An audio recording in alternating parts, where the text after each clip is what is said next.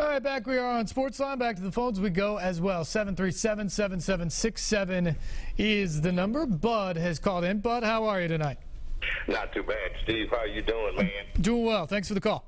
I find it funny how we all talk about salaries now, but there was a year that Michael Jordan, when he had Tony Kukoc and Scottie Pippen and Ron Harper and those guys, Michael made $33 million, or Scottie made 2.7. Even Ron Harper made 4.5 or something, and then there was Tony Kukoc that made 4.5.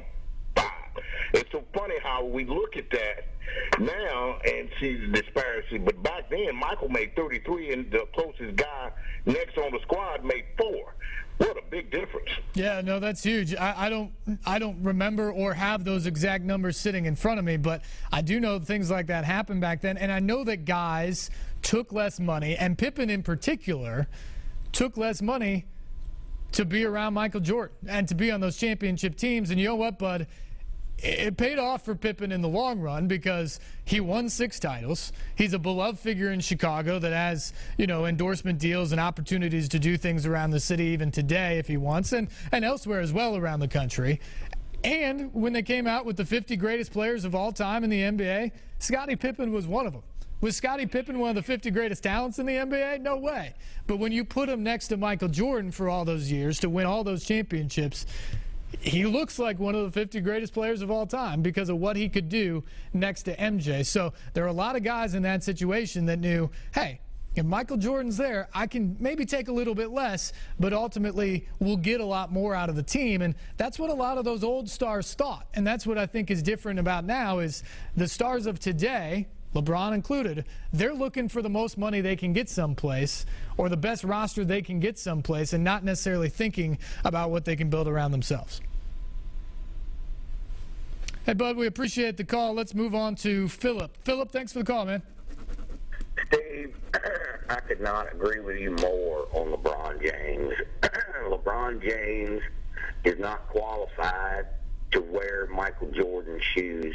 He's not qualified to tie them, and he never will if he continues to act the way that he acts. I don't know what he's going to do the rest of his career, but as far as love, LeBron James will never, ever reach the pinnacle that Michael Jordan built. And I mean, it's apples and oranges. It's not even a close race when it comes to integrity and team and all that stuff. Michael Jordan was the man, period.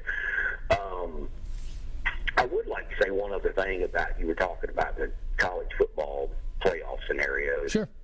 I still say SEC fans, I think it's funny how, they think that they act like if it weren't for them, there would not be college football. And I've reminded people before, the NFC in professional football won 13 straight Super Bowls. The NFL at no time thought to themselves, well, let's put 2 NFC teams in the Super Bowl. The SEC, the champion of the SEC should be one team in that playoff scenario, and that's it from that conference. They need to pick 4 champions from 4 different conferences and let the chips fall where they may. If they continue to powder puff the SEC and put them in favorable positions, the tide, no pun intended, will never turn in the SEC. It needs to be more fair. That's great. Celebrate. Y'all have been great. But you need to have one team from the SEC in that playoff scenario, and there will come a day where everybody's going to say, well, that's the team that's going to win it, and they're going to get knocked off. And that's when the tide will start to turn. Yeah, Philip, I think that's a very interesting call. I think what is going to be fascinating to watch is how the criteria, if that's what you want to call it, will change for this playoff over the next several years. Everybody just wanted a playoff. Everybody just wanted to not have the BCS anymore, and I certainly was a part of that. Now we have it. Is 4 teams enough? Are we going to be satisfied at 4 teams? It's a long contract out there with 4 teams written into it. But are you telling me that if you went to ESPN and said, we want to make this 8 teams, you would be able to still have all the games, but now you get 4 more games? You cool with that? You tell me ESPN wouldn't jump at that opportunity? I just wonder if once we see this play out, is 4 teams going to be enough? Because I guarantee you, just like there's been debate over 2 and 3 in the polls, many years in the BCS, there's going to be debate now between 4 and 5, maybe 3 and 5, or 3 and 6. Someone is always going to be left out. And so I wonder how quickly the groundswell will come to expand and go to 8, give more opportunities.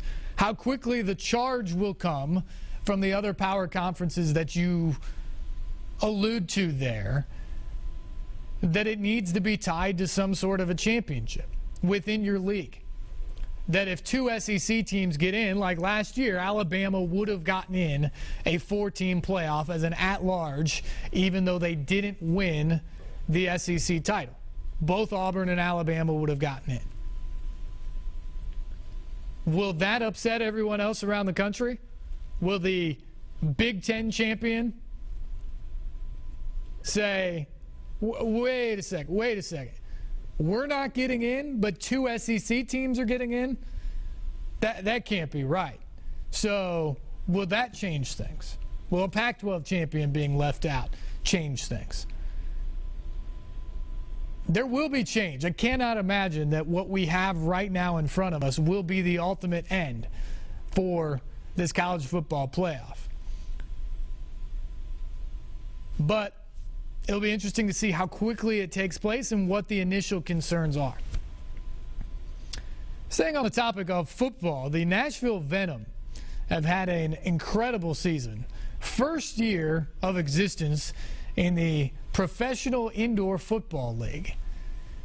And the Venom have been the best team in the league. They've beaten every team in the league at least once, several of them twice. They've rolled through their conference side of the playoffs, and now they are in the championship game Saturday night, 7 o'clock, against Lehigh Valley over at Municipal Auditorium. A chance to cap off this spectacular inaugural season with a championship. Earlier today, we caught up with Billy Back, the team's head coach, to talk about this game and the run that they've been on. How exciting is this for this team to get to this point? It's real exciting. I mean, to come in to start late, have a team. We started late in January, and for our team to be positioned to be, champions of the league is what we kind of set out for. But I don't think anybody expected it besides the 27 players we had signed and the 9 coaches. To where we're at now, it's almost surreal to where you look back at the long, grueling 19, 20 weeks we've been doing this for, and we finally get to play the final game on Saturday. It makes it all worthwhile. Do you know much about Lehigh Valley? We played them earlier in the season. We beat them 53-38 at their place. It was our quarterback's first game, Charles McCollum. We had a good night. They like to run the ball. They got their backup quarterback starting, we know that, but they got a fast, physical defensive line. I know a couple of the guys they have signed a defensive line that may give us problems, but for the most part, our offensive line's solid. Handled them at their place. They're looking to come in, expecting to win as well. Otherwise, there wouldn't be a game. So, it's going to be a battle. Did your guys kind of show you anything? Like we were there for the first half, and it seemed like one of the worst halves of football that I've seen you guys play this year. Yeah. And maybe I'm wrong on that. There may have been road trips that I don't know about. That was pretty bad. But did they show you something that they can have the worst half of the football of the season and get the win, I guess? Yeah, I told them, it's a bad time not to show up. It was our attitude on the sideline was calm. We knew we've done some things wrong. We fumbled. We threw a pick.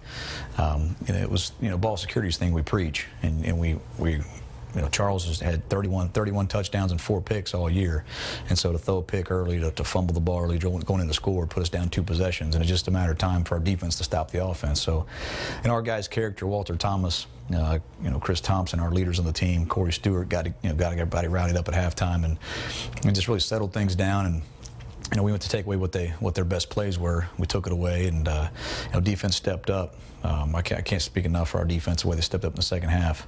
It's a matter of time for our offense to score, because we got big play receivers, Phillip Barnett flipping over the wall, making catches, Jordan Jolly making people miss in the open field. So it's a matter of time for us to score, and we're just waiting for that defense to step up, and punch them back in the mouth with Gabrani Mixon, our middle linebacker, number 11. The intensity he brings, and every time he tackles somebody's in their face, and it just, that's how our defense feeds. And so it was shocking at the first part, looking up, seeing it score 24-17 or 24-10, thinking, this is the wrong direction we want to go. And in this game, anything can happen. Any team can win a game, because basically run the same defense and the same offense. It's just about what players you have and how, what position you put them to be successful. So for us to come out on top was huge, because I'm looking at the clock late in the game thinking, we were in a position to lose this game, because we missed a field goal. I should have called a timeout to give Christian enough time to get set.